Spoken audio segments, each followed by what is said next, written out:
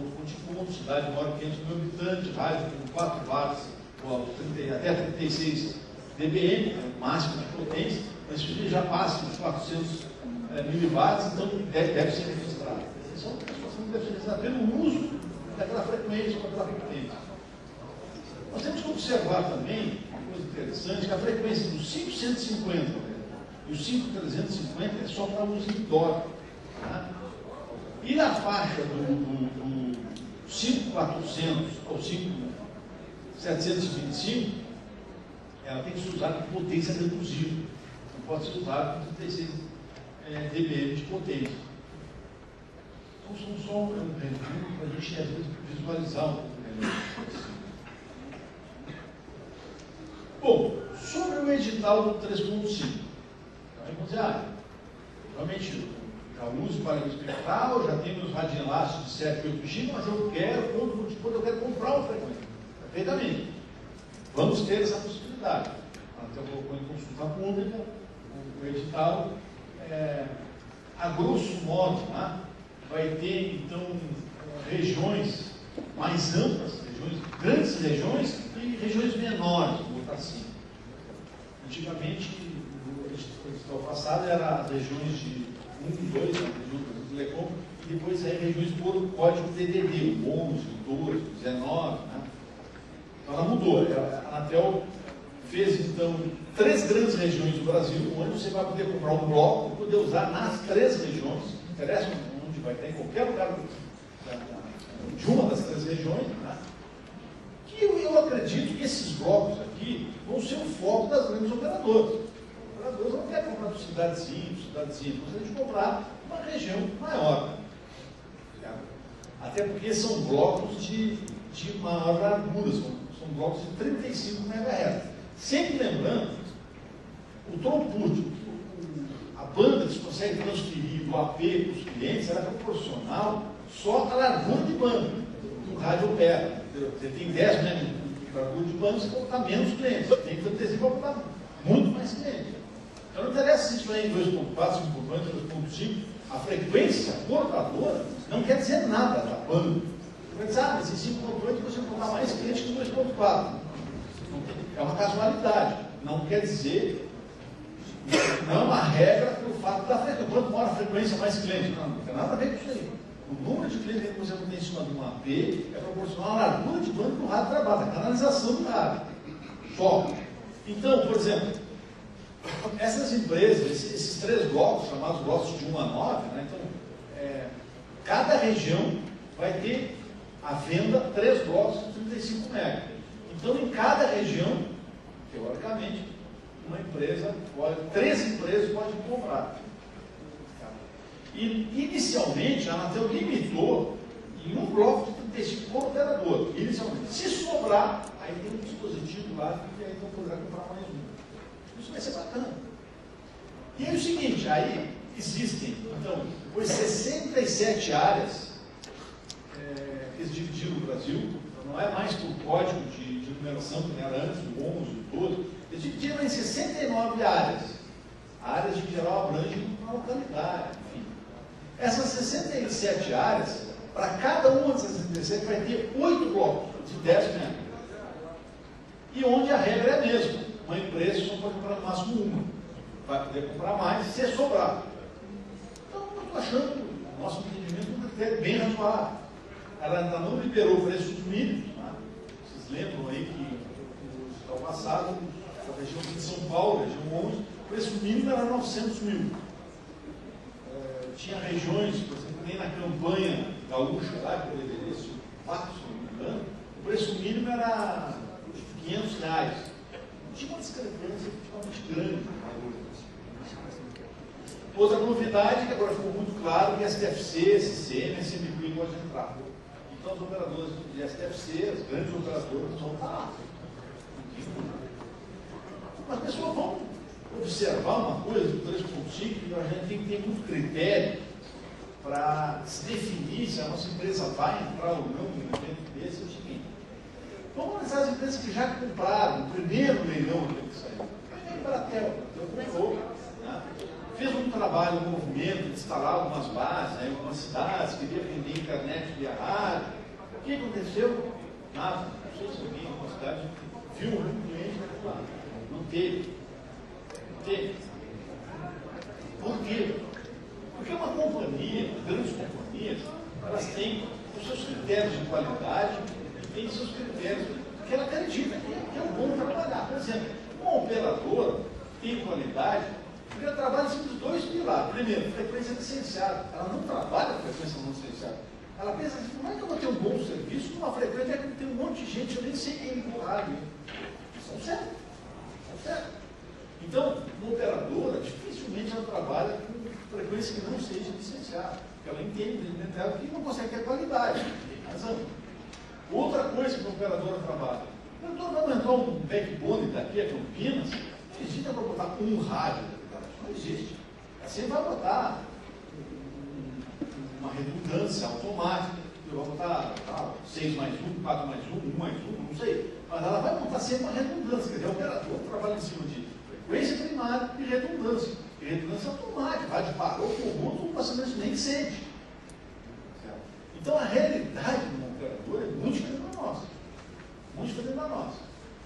Esse é o conceito que eles têm. Para vocês terem uma ideia, agora está saindo os rádios de alta capacidade totalmente internet. Eu tenho falado muito sobre isso, mas é agora. Quer dizer, antigamente, até hoje, todos os operadores entendem que tem que ser canal. Negócio de IP, não, IP, isso não dá, é canal, porque tem uma supervisão melhor, tem um gerenciamento melhor. Efetivamente tem. Então, para as operadoras aceitarem rádios internet, isso vai demorar. E a gente já nasceu assim. Essas são as diferenças. Outra diferença desse edital que a gente tem que considerar é o seguinte: a Anatel, de uma forma extremamente inteligente, está adotando cada vez mais a ideia de que ela não quer, ela não precisa que a operadora pague muito dinheiro pela frequência. Ela não precisa. Então o que acontece? Ela vai aceitar valores menores, tentar trabalhar com valores menores, mas vai incluir no vencedor obrigações a fazer aquilo. Então, quer dizer, antigamente, nos leilões passados, se comprava o canal e fazia o que quiser, não precisa fazer nada, só guardar e fechava. Mas nós não quer isso. Ela não quer que repita exatamente o erro que aconteceu no leilão passado, que foi, poxa, um monte de gente arrematou os canais e poucos estão usando. Então, o que ela colocou nesse edital? Ela colocou obrigações. Dos lotes de 1 a 9, aqueles lotes maiores que a gente entende que as operadoras vão entrar, aqueles lotes vão ter obrigações maiores. E aqueles lotes menores, são localidades menores, vão ter obrigações pequenas, mas todos vão ter obrigações. Por exemplo, de cobertura. No lote de 1 a 9, que é os lotes grandes, então em 2 anos a operadora tem que atender todas as cidades com mais de 100 mil habitantes. E em 5 anos, todas as cidades maiores de 30 mil habitantes. Então, hoje o conceito de se comprar uma frequência dessas de 3.5 tem que se levar em consideração as obrigações que nós vamos ter. É bem interessante.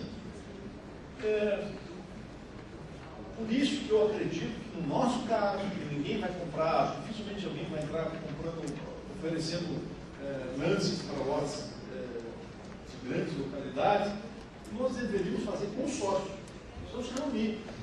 Na nossa região, tem 5, 6 provedores lá que atendem, eu não entro na cidade, vamos se reunir 3, 4, 5, vamos tentar ganhar um lote da nossa região. É bacana, porque a cobertura não vai ter problema, aí vai dizer, olha, tem tantas cidades, essas aqui que tem que atender, essa aqui eu atendo, essas aí eu atendo, fica fácil de atender as obrigações. Então esse é uma ideia aí que eu acharia que deve ser muito bem pensada. Outra coisa que a Anatel também fala é o seguinte, poxa, tem uma outra slide aí, diz o seguinte, ó, de cada 4 rádios que homologam, 4 equipamentos que homologam, 3 são importados. A indústria brasileira está fraca. Então ela quer incentivar a indústria brasileira. Eu gostaria que as operadoras que ganhassem esse edital comprassem equipamentos mais nacionais. Também entendo que é um pensamento bem inteligente. Então, 30% do investimento deve sempre ter equipamento de tecnologia brasileira, de quem compra esse edital aí. É uma das obrigações que vai ter. Acho bacana. Acho que é algo que nos fortalece e diretamente não fortalece. Quer dizer, não fortalece o provedor no início, talvez até porque o provedor é um pouco mais caro, enfim, mas indiretamente vai precisar ter dinheiro para retornar para o mercado, que o mercado vai se expandir. Ah, tá, mas vamos supor que saia por 1 milhão na lote. Como é que eu pago isso aí? Isso eu tenho prazo para pagar? Como é que é? Então, a forma de pagamento prevista é 10% na assinatura do termo, no momento que eu concede para vocês aquela utilização desse canal, e 6 parcelas anuais, 6 parcelas anuais com carência de 3 anos.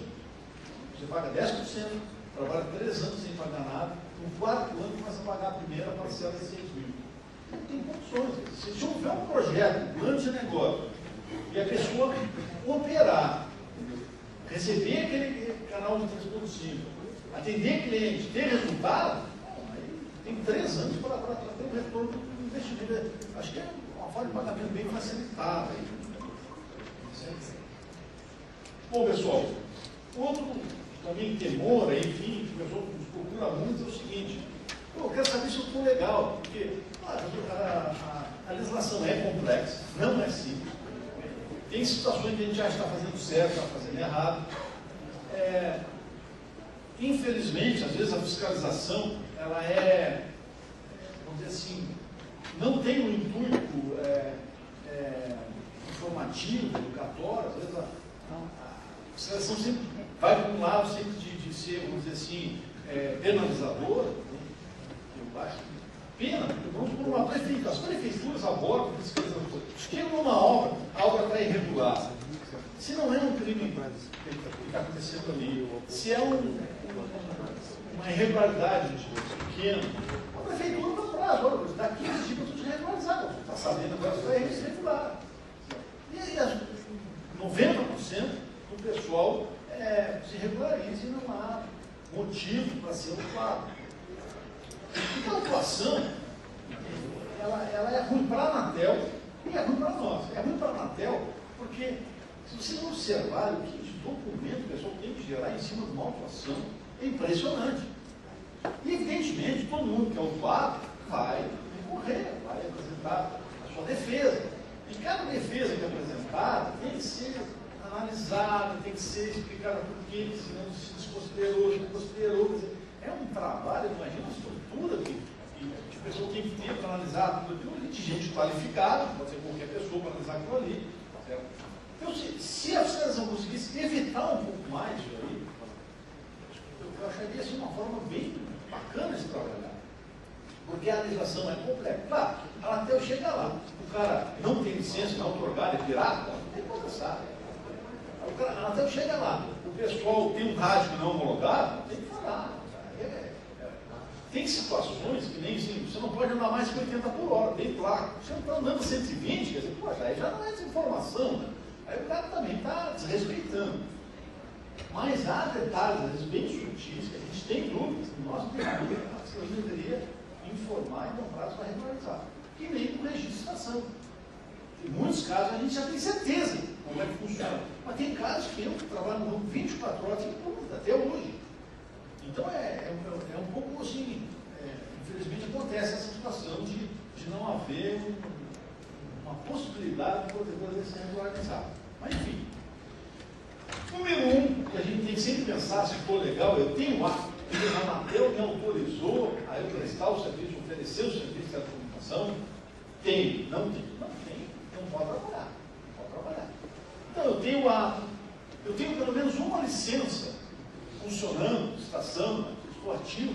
Quer dizer, o pessoal tira autor que não está operando, esquece de registrar a estação.